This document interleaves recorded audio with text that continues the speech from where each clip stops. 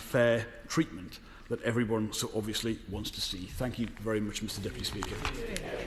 Sir David Davis.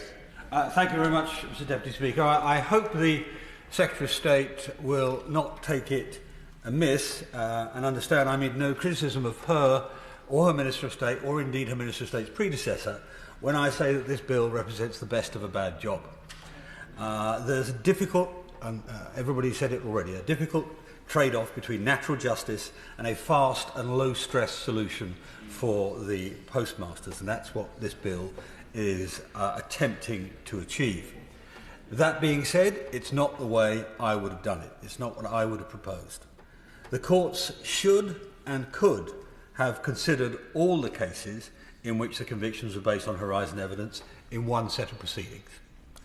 It would have been perfectly possible to take, and I took advice on this, I took quite senior legal advice on this, it would have been perfectly possible to take 3 or more former Supreme Court justices out of retirement, give them a courtroom and task them to deal with this in 3 months. They could have bracketed very similar cases together, there would have been hundreds in those categories, and then they could have focused on the ones which were really difficult.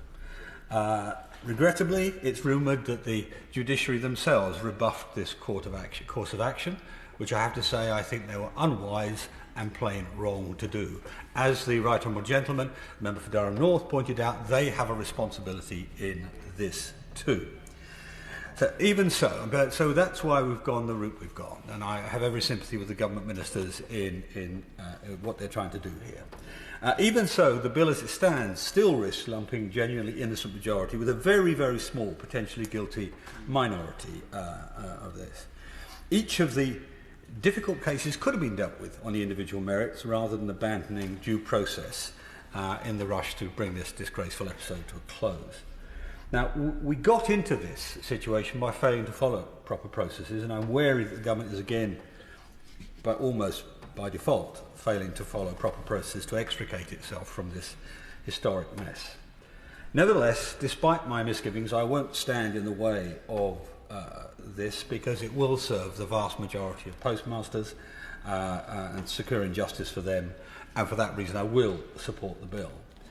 However, it's not to say the legislation won't continue to create problems of its own. And I'd recommend to the whole House that before we get to the report stage, they look and read some of the early reports from 2013. Now, I've got one here, the Detica report written by BAE Systems, and I think everybody should read that, because it's a 6-month review of the 2013 Post Office's fraud and non-compliance issues. It paints a picture of complete chaos in the accounting systems of the Post Office. Yeah.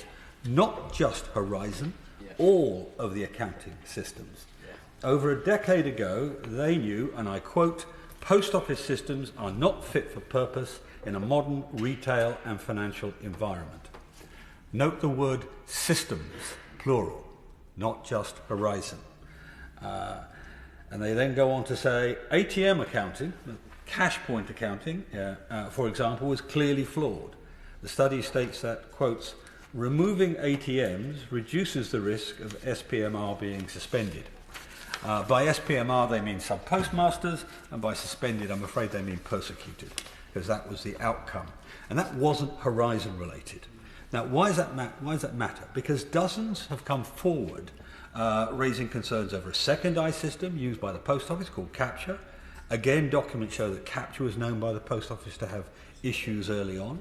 One has to say the culture of denial over the decades in the Post Office is really, truly extraordinary. And this bill will exclude people who have already had their appeal cases heard and rejected. Now, these rejections may well have occurred because the evidence that the appeals were based on was not Horizon evidence, but something else, some other failure of the accounting systems. And so I think we have to be very careful when we pass this bill, not to give up at this point, but to look and see that we can also absolve people who are not guilty because of the wholesale chaos that existed inside this department. I give way to probably the best informed man in the House on this matter. Right honourable members make a very good point. The Post Office main accounts would have had debtors saying they were owed money. Could the honourable member face, please, the chamber, because the difficulty of picking up his voice for hands. My apologies.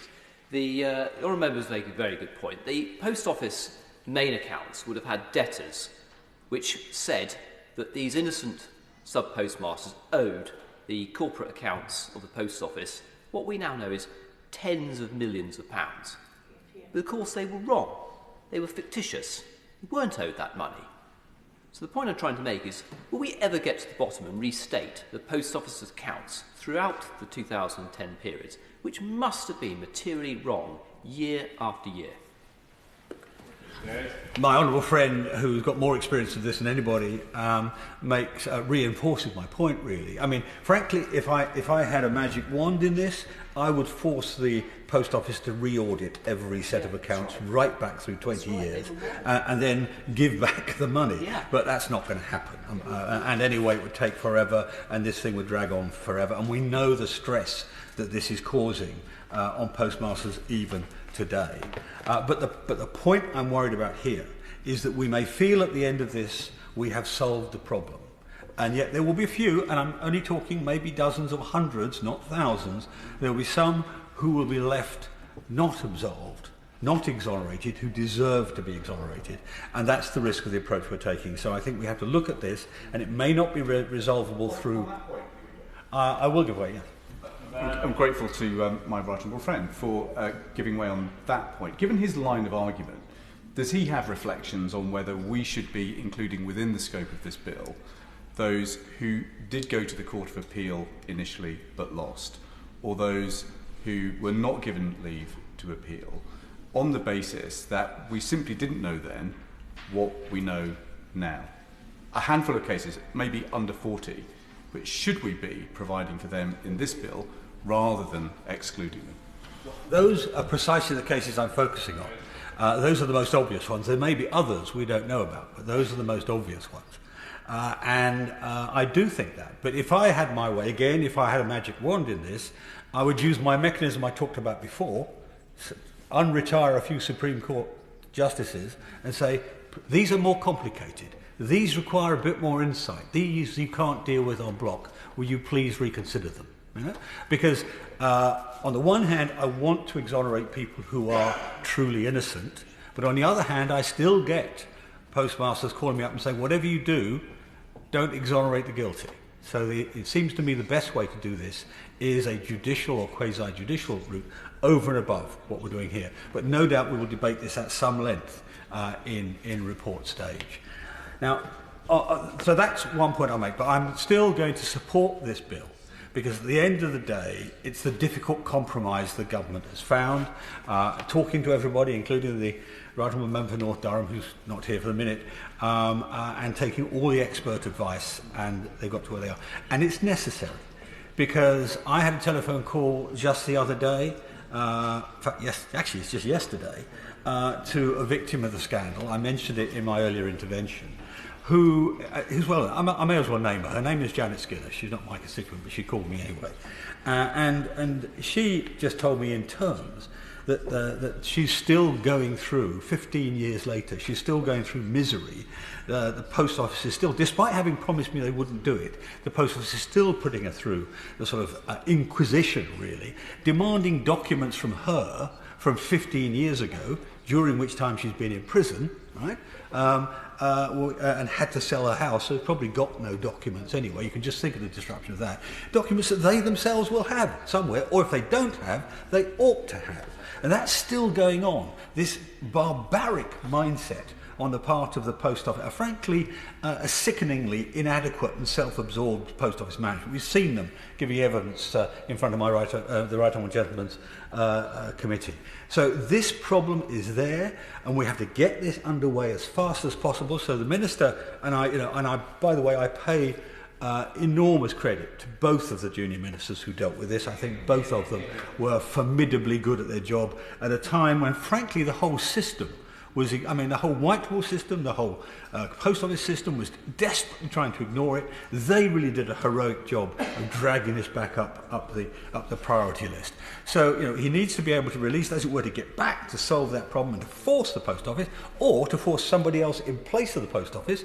The right honourable member for North Durham's point, really, to force somebody else in place of the post office to put this right quickly, easily, gracefully, and the minimum stress of the postmasters.